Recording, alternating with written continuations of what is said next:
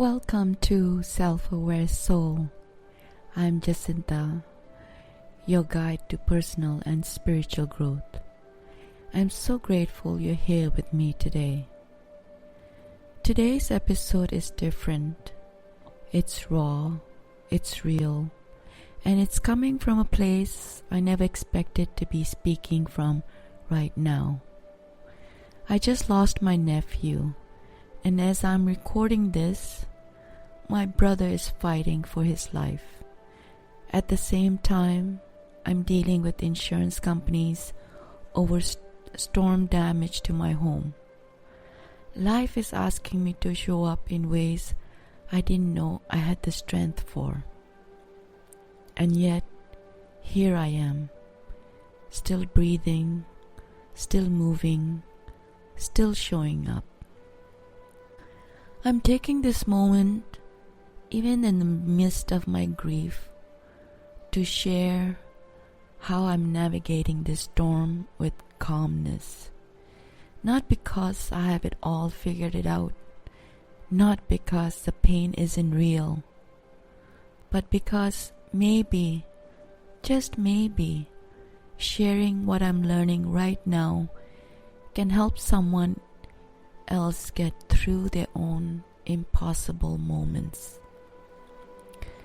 If my heartbreak can inspire even one person to keep going, then this pain has purpose.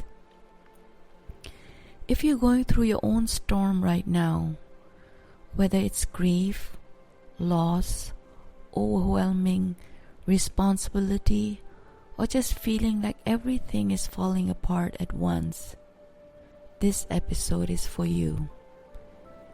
Because here's what I'm learning in real time. When life falls apart, we discover strength we didn't know we had. The moment everything changes. There are moments in life that change everything. A phone call, a diagnosis, a loss, a crisis you never saw coming. One moment life feels manageable, the next, the ground beneath you shifts, and you're standing in a reality you weren't prepared for. For me, that reality includes grief so fresh it still takes my breath away. It includes worry that still sits heavy in my chest when I think about my brother. It includes the mundane phone calls with insurance adjusters, paperwork, repairs, all while carrying this weight. And you know what? I thought I'll fall apart. I thought I wouldn't be able to handle it. But something surprisingly happened. I didn't crumble. I didn't collapse. But I do admit I have let tears flow through me. I've allowed myself to feel the pain and to grieve, because that's part of holding yourself through it too. I discovered I could hold myself through it. And if you're listening to this while carrying your own unbearable weight, I want you to know you're doing the same thing. You're holding yourself, even when it doesn't feel like it. The strength that we don't see. We have this idea that strength means not breaking, that it means being unshakable, unwavering, always composed.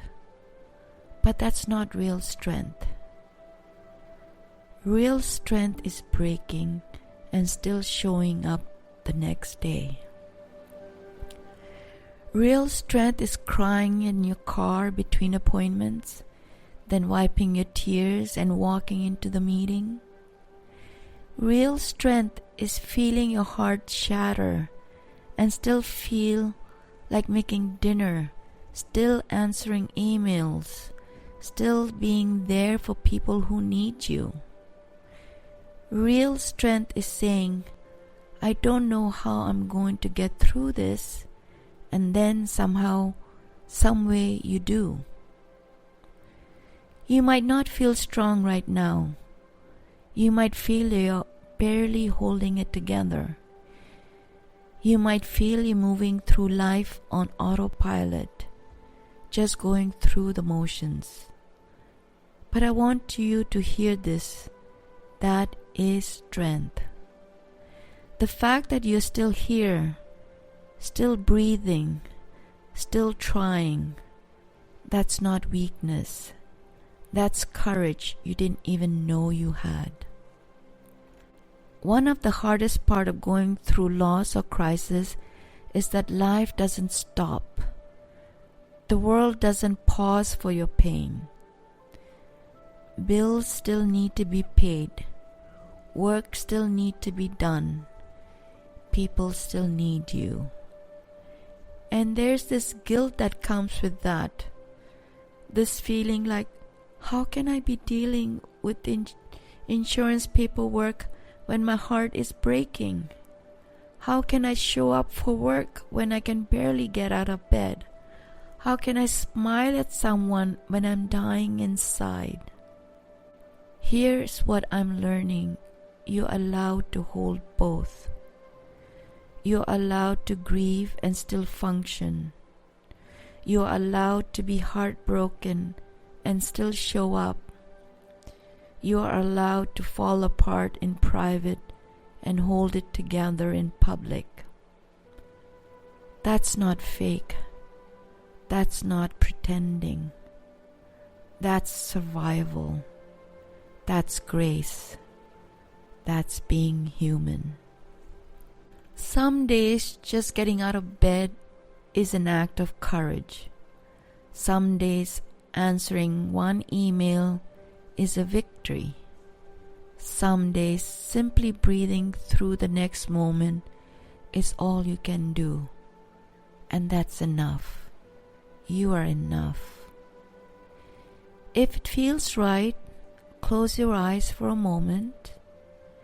Place your hand over your heart. Feel it beating. That heartbeat is a proof that you're still here, that you're still fighting, that you're stronger than you think. Take a slow breath in. And as you exhale, say to yourself, I'm holding myself through this. I'm stronger than I know. Take another breath.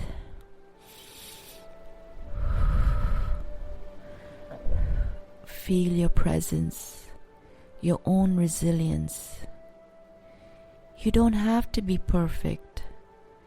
You don't have to have it all figured out. You just have to keep breathing. People have asked me, how are you staying calm through all of this? And honestly, I don't always feel calm. Some moments I'm anything but calm. But I've learned something through my healing journey. Calmness is in the absence of the storm.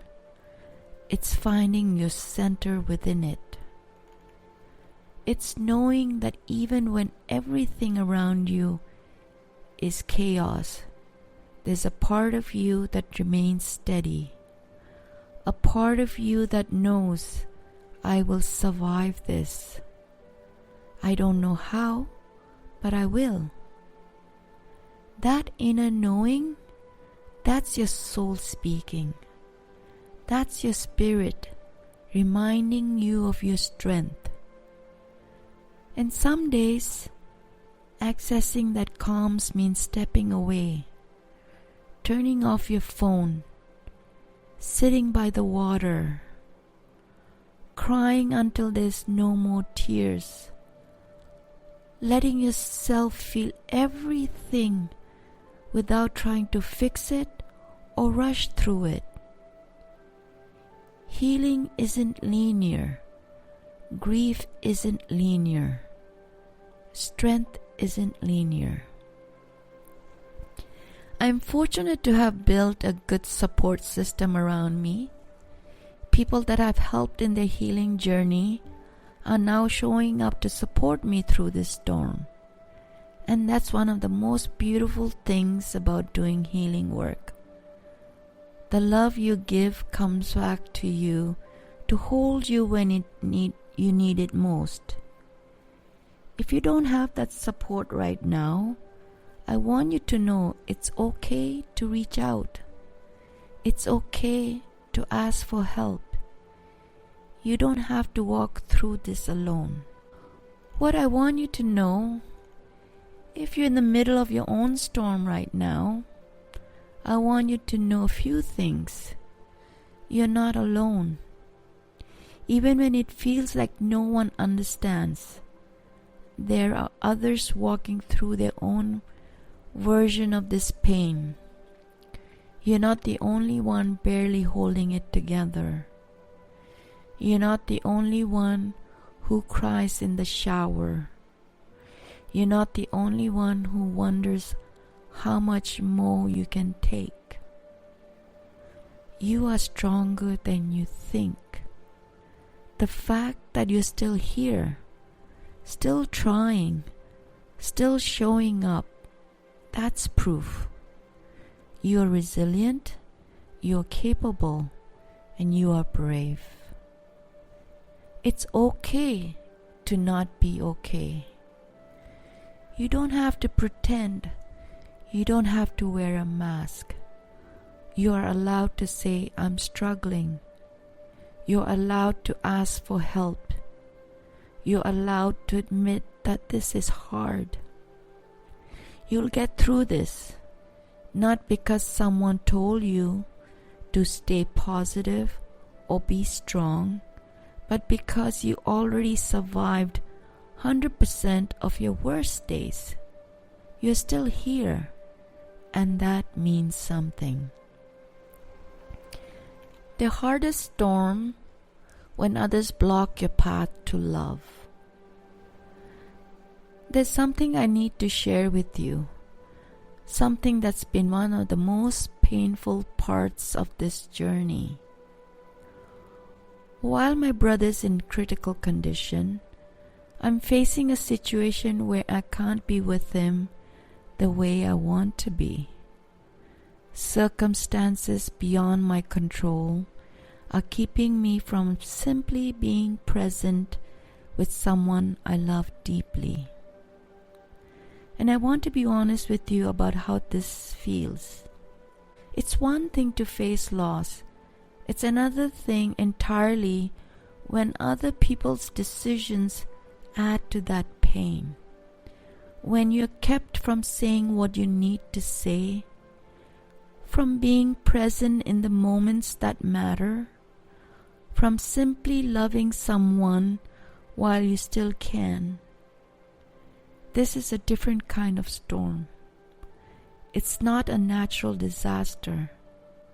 It's not something you can prepare for or prevent. It's a storm that comes from other people, from their fear, their control, their own unhealed wounds. And it's one of the hardest storms to navigate because you can't control it. You can't reason with it. You can't always change it. And all you can do is hold your heart through it. If you've ever been blocked from someone you love, whether through family conflict, custody battles, estrangement, or situations beyond your control, I see you. I feel you. And I want you to know your love still matters. Even when you can't express it the way you want to. Your desire to be there is enough. Your intention to love is enough. Your heart knows the truth. Even when circumstances prevent you from showing up the way you wish you could. This doesn't make it hurt less. It doesn't take away the frustration or the helplessness of the anger that can come from being blocked from love. But it's important to remember, their barriers don't diminish your love. You can love someone from a distance. You can send healing energy even when you can't be in the room. You can honor your bond even when others try to sever it. And here's what I'm learning through this.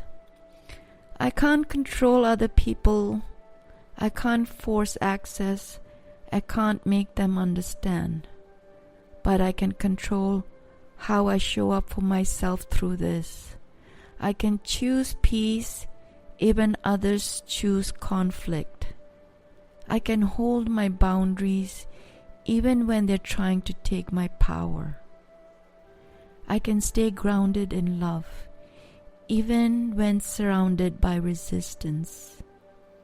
That's not weakness. That's not giving up. That's choosing not to let their storm destroy my inner peace. If you are facing something similar, if there are people blocking your path to what matters most, I want you to know you're not powerless. You have choices even when it doesn't feel like it.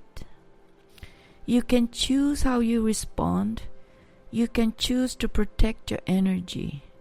You can choose to love from wherever you're standing, even if it's not where you want to be. You can choose to trust that love finds a way through the barriers. As you move through this week, I invite you to be incredibly gentle with yourself. Lower your expectation. If all you do today is breathe and survive, that's enough. Ask for help when you need it. Let people show up for you. You don't have to carry everything alone. Honor your feelings. If you feel you need to cry, cry. If you need to scream, scream. If you need to sit in silence, do that. Your emotions are valid. And most importantly, keep showing up for yourself, even in small ways. Drink water, eat something nourishing, step outside for 5 minutes. These tiny acts of self-care are how you hold yourself together through the storm.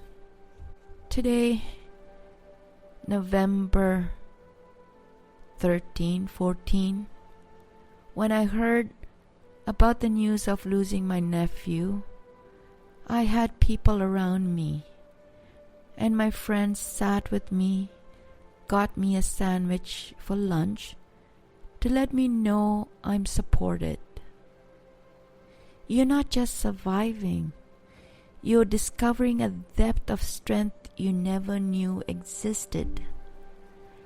And that is beautiful. Even in the breaking, especially in the breaking.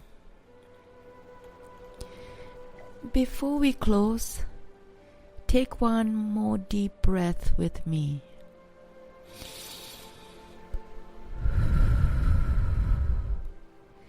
Place your hand over your heart and whisper, I'm holding myself through this. I'm stronger than I know. I'm worthy of gentleness and grace. Let that settle into your being. Thank you for being here with me today, for letting me be real with you, for holding space for my grief while I hold space for yours. If this episode spoke to your heart, please share it with someone who might need to hear it too. You can connect with me on Instagram or the YouTube at Jacinta Healing Arts, or visit my website jacintahealingarts.com for more healing conversation and guided meditation. Until next time, be gentle with yourself. You're doing better than you think. Honor your heart, trust your strength, and know that you're not alone. Love and light.